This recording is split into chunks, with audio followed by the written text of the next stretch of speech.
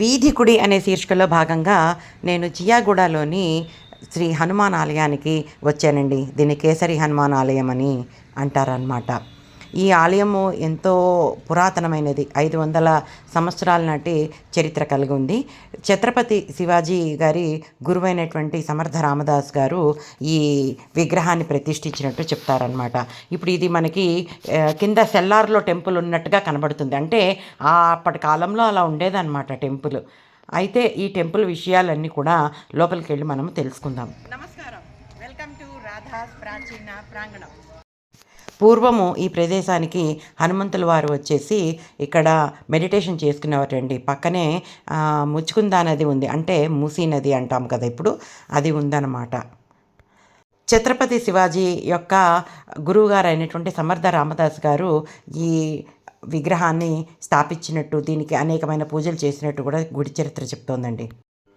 Main ఆర్చ్లోంచి వచ్చేస్తే ఇది రెండో ఆర్చ్ అండి. ఈ ఆర్చ్ దగ్గరలోంచి మనము లోపలికి వెళ్ళాలన్నమాట.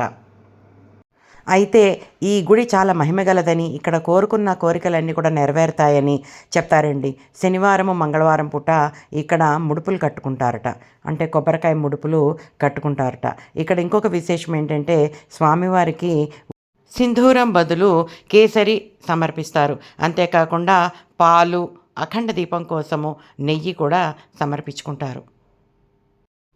దర్శనానికి ఇంకా టైం ఉందని నేను ఇంటి నుంచి తీసుకువచ్చిన తమలపాకుల్ని స్వామివారికి దండగా కట్టానండి. ఈ గుడికి 500 సంవత్సరాల చరిత్ర ఉందని చెప్తున్నారు. ఛత్రపతి శివాజీ యొక్క గురువు గారు అయినటువంటి రామదాస్ గారు ఈ విగ్రహాన్ని ప్రతిష్ఠించారట.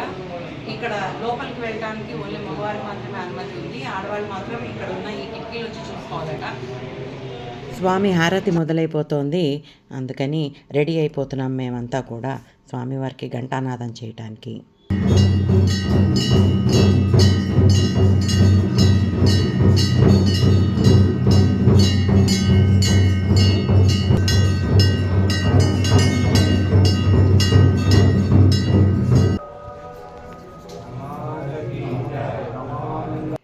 ఈ స్వామివారి గురించిన మహిమలు కానీ వివరాలు కానీ అన్నీ కూడా సమర్థవంశ వారసుడు మనకి చెప్పాడండి. మీరు కనుక నా ఛానల్లోకి వెళ్తే పూర్తి వీడియో ఉంది, దయచేసి చూడండి.